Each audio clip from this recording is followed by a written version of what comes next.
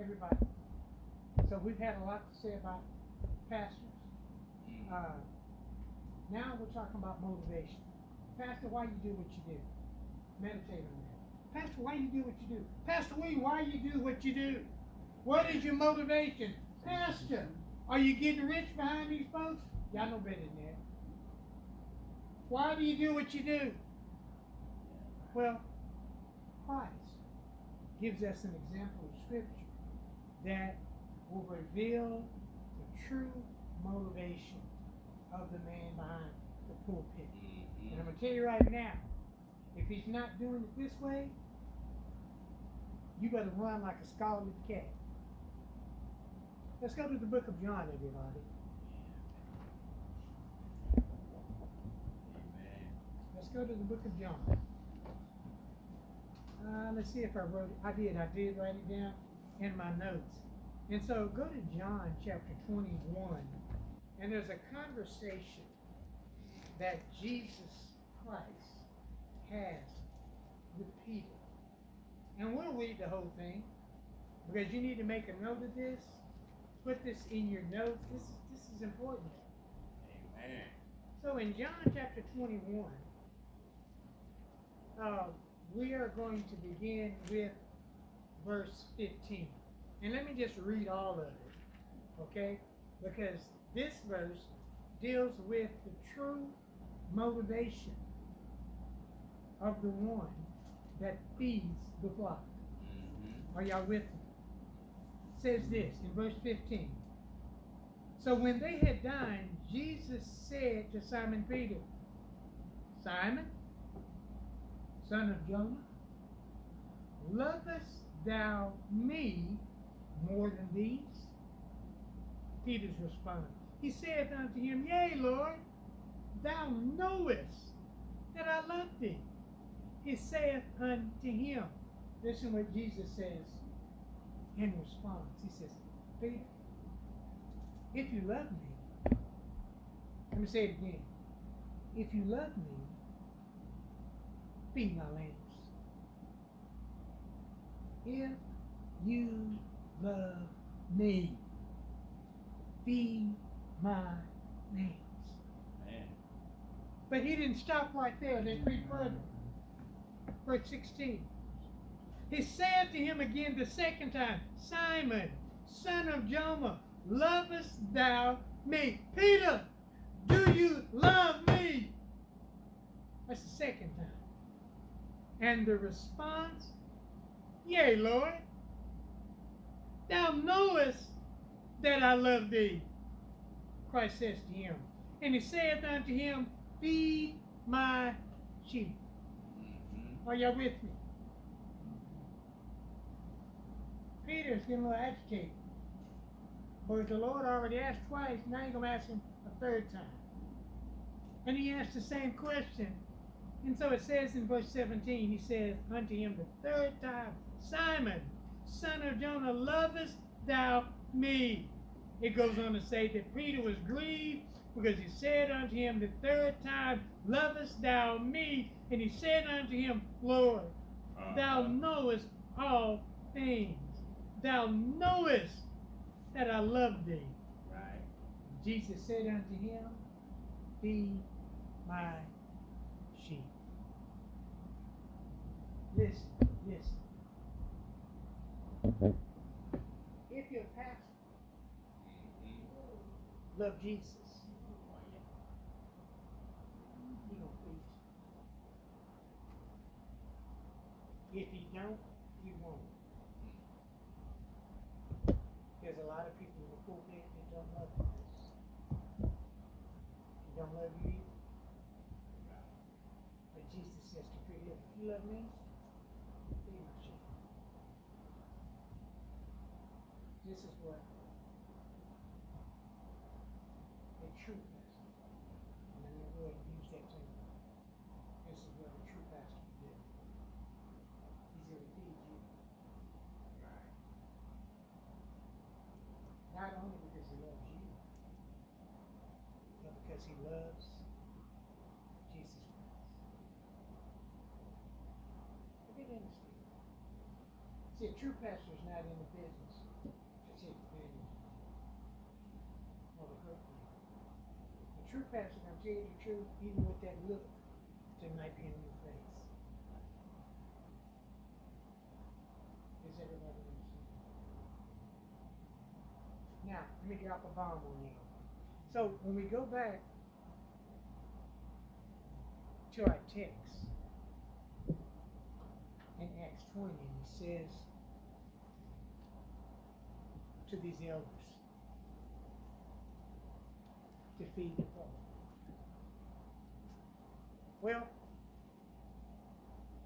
I'm going to get in trouble for this one. But it's important because down the road we got to explain it. Okay? And so we're talking about pastor. So remember this, y'all, if you have this down in your notes, whether you say pastor, whether you say elder, whether you say bishop, and a lot of times it has to do with the denomination that you're in, that they give you all these different names. But I want you to understand that pastor, elder, bishop is talking about the same office. The same office. Okay? Now, this is the bombshell.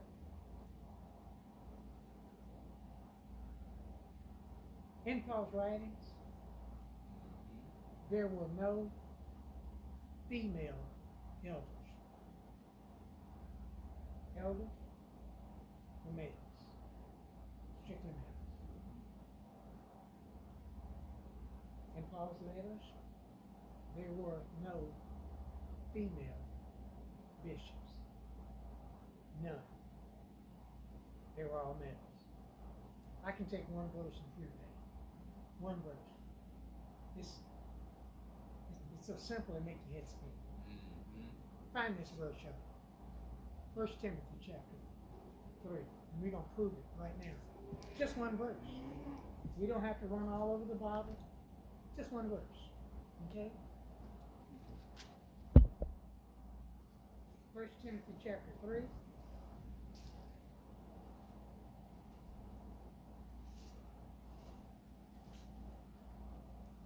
Now, the reason that we're inserting this in right now is because we've already dealt with that verse where it says the time will come when they will not endure with sound doctrine. In other words, they're going to do some things and teach some things that God's not doing, but they do it. Okay? So, in chapter 3, listen to what it says. I'm going to read this verse two ways. I'm going to read it the wrong way first. And so, in 1 Timothy, Paul is giving order. He's giving order. He's saying this is what God is doing. This is what you're supposed to be doing. Listen, churches, if you're out of order, you're not doing it like this, let me help you with that. And so, he talks about pastors. In the verse, it doesn't say pastors, but he's talking about bishops. In the verse, he's not only talking about bishops or pastors, but he's talking about overseers. Listen to what he says. This is a true saying, that if anyone desires the office of a bishop, he desireth a good work. Now, if you're not paying attention, I read it wrong. And I read it wrong on purpose. Because if we read it wrong and we say that if anyone desires the office of a bishop, anyone can be male or female. But that's not what Paul said. Paul said, if any man desires the office of a bishop, he desires a good work. So Paul is speaking to me. Right. Because the office of pastor, bishop, overseer had to do with men, not women. People get overly excited about that. They'll want to fight and say, you can't tell God who he can call. No, he's already done that. I'm just repeating what he said. Does everybody understand? And so I want you to understand that in the professing church, people doing what they want to do. They're doing what they want to do. Just because of that little thing that I said, guess what? It's going to get me unfriended. Just because I said that, and every church has got women up in their pulpit, they sure as Hades ain't going to invite me Nope. to come to their church. Did that one. Nobody understands. And remember about the day in chapter 4 of 2 Timothy. They're going to heap up for themselves teachers after their own lusts. They're going to get some preachers and let them do whatever they want to do, support whatever they want to do. Ain't nobody going to stand up and say, ladies, sit down. I did it one time. I didn't have consent back then. Yeah. I was auditioning at a church to be the next pastor. And I got in there and the women were speaking in tongues and they were running. And I'm sitting there just looking. And then they said, hey, y'all come in and sit down. That was it for me. Are you hearing me? Okay? Listen, y'all, God has an order. God is looking for pastors to not be fearful of folks. God is looking for people who are going to stand and do what he said. Everybody understand? Okay? Let me see if that's all I got for today. Brother Bill, is that a short one? It's 12 minutes now. Cut it off.